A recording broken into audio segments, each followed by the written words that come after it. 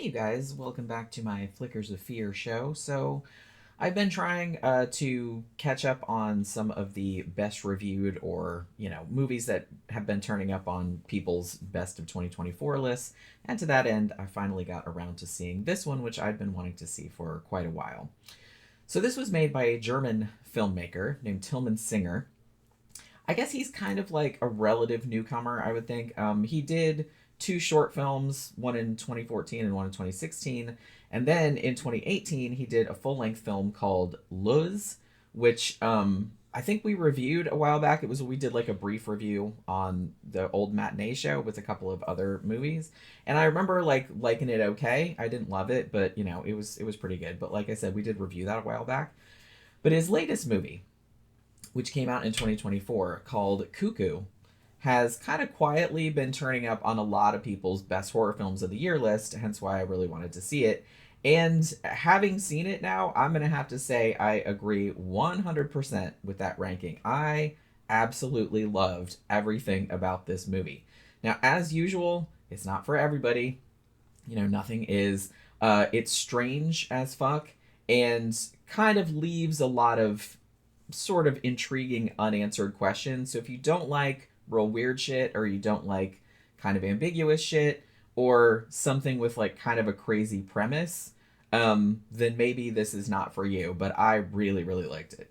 Now, as with most movies, but especially with this one, and this is kind of the same caveat that I gave with Strange Darling, I would advise going into Cuckoo completely cold. Don't even watch the trailer, because the trailer actually spoils some of the best parts. Now, personally, I did see the trailer like once or twice at the theater, but that was like months and months ago. And I remember thinking, wow, that movie looks really fucking weird and like really interesting, and I probably want to see that at some point. But I didn't remember enough about the trailer for it to ruin my actual viewing of the film when I finally got around to seeing it, right? But that said, again, as usual, I'm going to be discussing kind of the setup of the plot in, some detail. So if you want to get the full experience, please watch the movie first before watching this review. This is going to be your only spoiler warning. I'm not going to spoil the end or anything like that. But as I said, this movie is much better if you just go into it knowing nothing about it.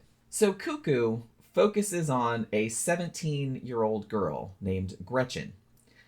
Now, she is still grieving the death of her mom, which has happened at some point in the recent past. I'm not sure if they say exactly how long ago it was, but it was like fairly recent, you know what I mean? Now, since Gretchen lived with her mom in the US, I thought it was Chicago, but I could be wrong about that. It doesn't really factor into the story. She lived with her mom in the United States somewhere. She's still a minor, though. So she gets sent, largely against her will, it seems, to live with her somewhat estranged father, whose name is Luis, her stepmother, whose name is Beth, and that couple's young daughter, so Gretchen's half sister, whose name is Alma. Alma is an adorable little child. She is also mute. She's not deaf, but she can't talk. So the entire family has moved to this kind of remote resort in the Bavarian Alps in Germany. This was actually the same place where Luis and Beth had their honeymoon 8 years prior.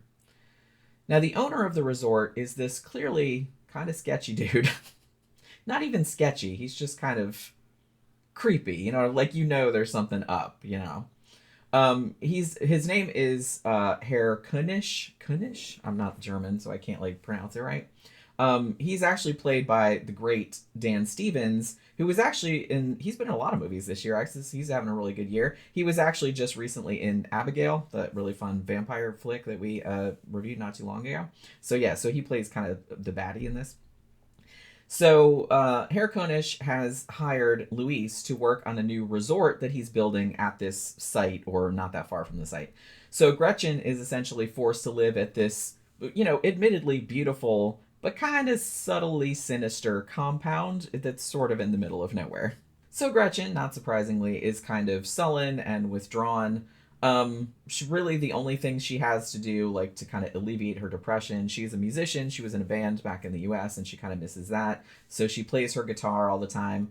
Another thing that she does is she still calls her mom's answering machine just so she can hear her mom's voice, and she'll like talk like into the tape and stuff so she can feel like she's still talking to her, which I think is like I've heard that's a pretty common thing that people do, and that's completely understandable. It's also pretty obvious that Gretchen feels like an outsider in her own family. I mean, obviously, her parents, you're led to assume, divorced quite a long time ago, since her dad and the stepmother have been married for 8 years, and she's been living with her mom this whole time. So her and her dad are really not that close. And the father and stepmother now have their own kid in Alma. So they really don't seem to have much patience for this kind of awkward and sort of hostile teenager that they are now being saddled with. So Herr Konish, he concedes to Gretchen that there's very little to do around here, like for a teenager.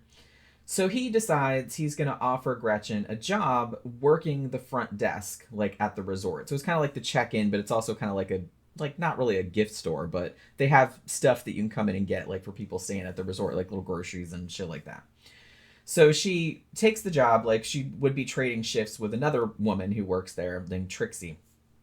Now, Gretchen, her dad thinks she probably wouldn't want to do it because, like I said, she's been so kind of sullen and everything. But she actually snaps the opportunity right up because she's already planning on going back to the United States the minute that she's earned enough money from this job, like to buy a plane ticket. Now, in the course of this job, she also eventually meets a female guest who's been staying at the resort for just like a day or two, and her name is Ed.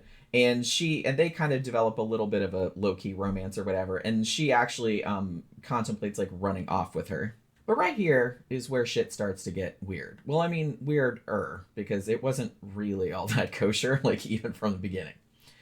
Now, while Gretchen is working the reception, she notices on a couple of separate occasions different women who are guests at the resort like coming into the store and just like vomiting like on the floor for seemingly no reason, and she thinks that's a little odd. She thinks it's odd the first time, but then it happens again and she's like, what the fuck, like what the hell's the matter with everybody, you know what I mean?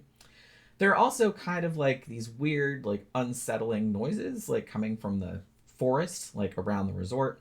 And not only that, but her little half sister Alma starts having seizures, and one of these seems to be caused by this horrific, like high pitched screeching sound coming from somewhere that actually causes Gretchen. She can't hear it at first because she has her headphones on, but when she takes the headphones off, the noise causes her to get like really disoriented. Like the whole thing like starts shaking and everything, and she starts like living the same few moments over and over. Now, Gretchen also finds it kind of suspicious that Herr Konish always closes up the reception at 10 p.m.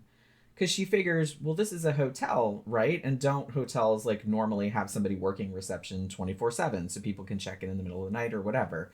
So she asks him about that, and he says, oh, it's not really economically feasible, but Gretchen starts to think that maybe he's hiding something.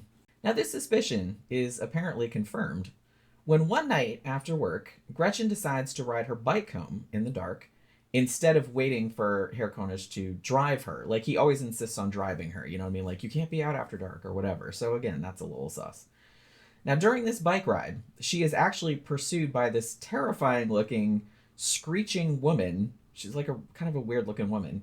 And she's wearing like a raincoat and sunglasses. And she's like running after. It's a great fucking scene, you know what I mean? So, during this chase, Gretchen gets injured and ends up at the hospital.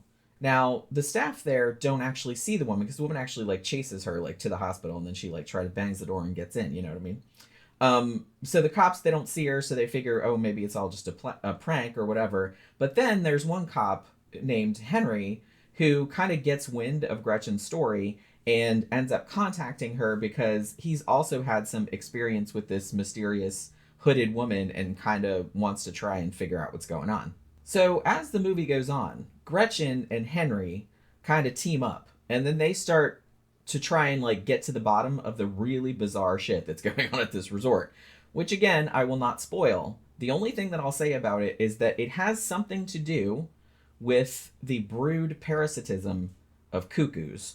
And now that I'm thinking about it, that was also kind of a thematic thing from Vivarium from 2019, which I loved. I love that movie too. The two movies are otherwise not that similar, other than having a thing about cuckoos and like how they lay their eggs in other birds' nests and make the other birds like raise their young, which is pretty sneaky. So yeah, but other than that, like both the films are like really, really unsettling and have like a really unsettling vibe about them, but they're really not all that similar otherwise. So yeah, I mean, I'm sure I've mentioned it before, but I love weird ass movies like this.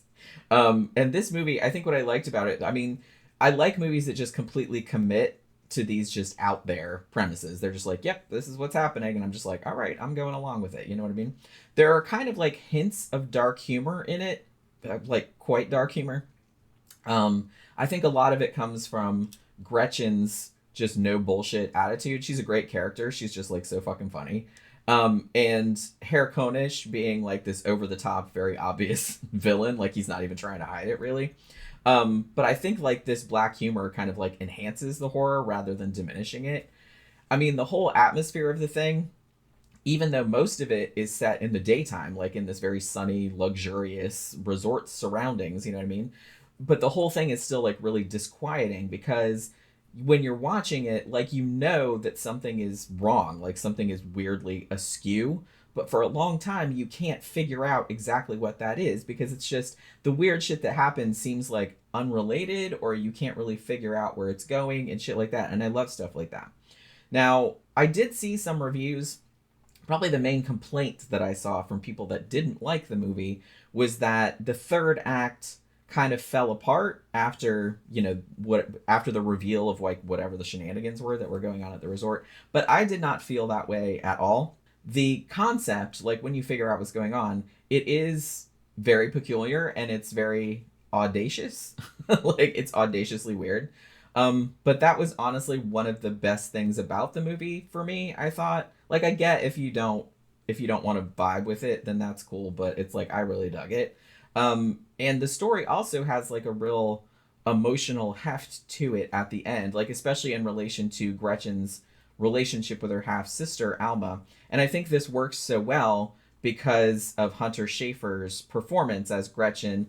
She's just outstanding in this, and she's real. Like I said, she's real kind of funny and awkward and stuff like that, but she's real like relatable too at the same time. The cinematography in this is also stunning. Just focusing a lot on these clean architectural lines, like with all this, because the resort is just like this very modernist, like with all this natural wood paneling and all of these minimalist like white indoor spaces and stuff. And then it's kind of contrasted with these shots of these just vast like impenetrable woods like around this resort. The sound design is also on point. The sound is a big aspect of the plot of like what's going on. So that actually goes a long way toward kind of ramping up the very unnerving nature of what's going on. And lastly, I would be remiss if I did not call out the excellent use of music in this movie. Gretchen is a musician, as I mentioned, so there's a bunch of places where she's listening to music on headphones or something like that. And all of the songs in this are fantastic and really kind of like I said, it just gives it this whole vibe that I really, really got into. So again, obviously this is not for all tastes, but if you have kind of a preference for sort of eerie, weird, like sunlit horror, and if you're kind of comfortable with very bizarre premises that are played mostly straight, I think you might find this like right up your alley. I love this like from start to finish, and I would not hesitate to call it one of the best horror films of the year. So that will do it for this movie review. Hope you guys enjoyed it. If you did, please remember, like, share, subscribe, and comment. And I'll see you guys again on the next one. Bye.